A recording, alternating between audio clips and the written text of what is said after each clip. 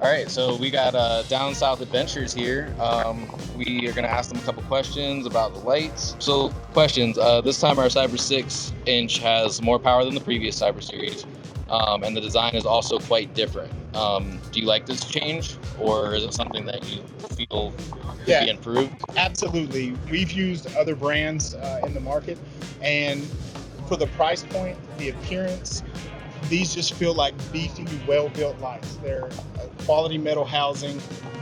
The output is fantastic, and you have the interchangeable lenses on the new Cyber 6. So, yeah, 100% agree. So I love that change. Yeah. Okay, thanks. And how about you? Do you feel similar? I do. I was very impressed as soon as we opened the box at how good the quality of construction was. Yep. I did not expect that. So I was very impressed with that, and definitely the color changes with the lens. That was my favorite part, to be able to change that out. Yeah, it gives you like all these different personalities that you can like create, you know? For sure. Well, not just for that, but for fog. Like, it's great to have a bright white light in the middle of the night. Yep. But if it's raining and foggy, it's great to have that amber because it cuts through the light, through the fog, much better than a white light. Oh, 100%. I love the amber capability.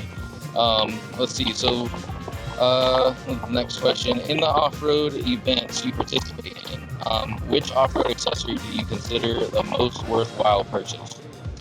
So I would say it goes back to lighting, because if you think of all the driving that you do when it gets dark, it would be completely useless if you didn't have lights. Mm-hmm. So that's going to be your first weapon. You know, sure, there are winches and recovery ropes and things like that, but those you only use sporadically. Lights are something you're going to use every single time you go out in the woods, on the trail, at night.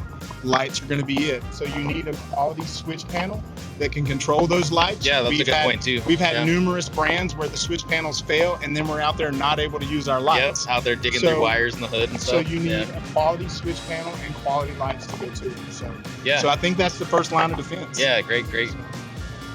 I piggyback off of exactly what Jeremy said. Same thing. I mean, each time that we're out, typically the first thing that we use will be our lights. Yep. Above and beyond anything else. Like you said, you can use other equipment if and when the need arises. Yeah. But for the most part, our lights are the first thing that we turn to. And another thing too, to kind of piggyback off of what both of you just said, is like a lot of people think about lighting for like nighttime, right? Like, you know, darkness. But like honestly, I use them during the day just as much, because sometimes you're in dust clouds or something like that, and those rear chasers and stuff really help you show be people seen. where you're at. Yeah, For so sure. I mean, We've been out in, we're from North Carolina, and so Western North Carolina was devastated by Hurricane Helene. oh yeah, And so we've been taking our Jeeps up to volunteer Wow. and do relief efforts. And he's typically behind me, and his ambers are beaming, and that makes it really easy for me to see him right.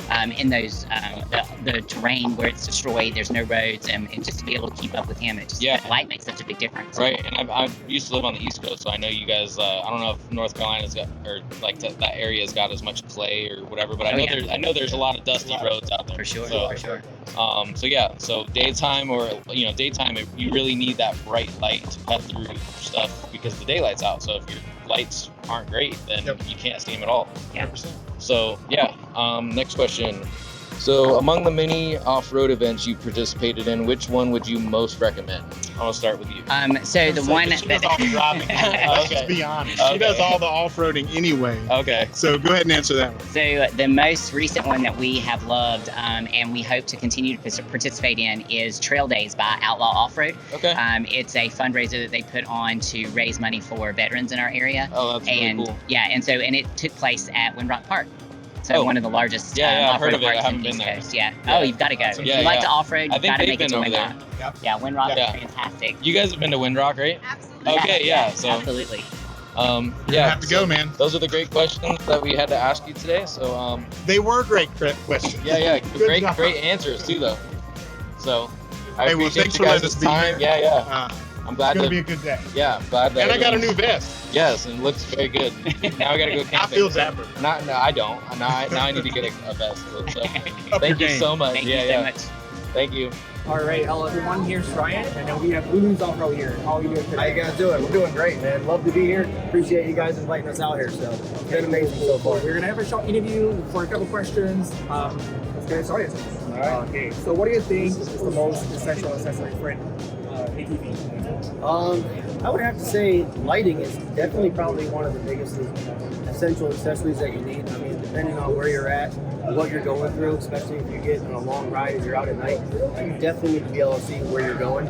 Obviously, you're not going to be going very far if you can't see. Others seeing you. That's right. You know what I mean? So it's also like a safety feature as well, which is huge. Do you usually have like a high demand for light bars during your adventures or any specific products? Yes. Pretty much every adventure we've pretty much found ourselves in, we have used our light bars. And we're the type that once we get on a ride, we go long. I mean, we'll go deep into the night. Night rides are probably one of my favorite things to actually do. So light bars, light pods, very frequent in our riding. What do you think about our products? Do they meet your expectation? Yes. Do you expect anything from them in the future? I'm actually really excited to see what you guys have coming. I've seen a couple things on Instagram, so I'm really excited what you got coming down the pipeline right now. From our experience, the light bar that you sent us, extremely pleased. I mean, it's got quality, the weight, you can tell it was built to last. And the lighting on it, I mean, we put that on my son's Racer 200. I mean, he's 9 years old. And I trust that thing to get him where he's got to go safely. So it's incredible. Yeah, it's amazing. And the dual beam function, I mean, mind blowing. It's amazing. I love it. All right, that's it for a short interview. Thank you for coming Excellent, today. man. And make sure you follow us Thank you. Off-road, right? Yes, you can Off-road. find Instagram, Facebook. So check us out. I'll We make see you videos next on year. everything that we do. Appreciate you guys.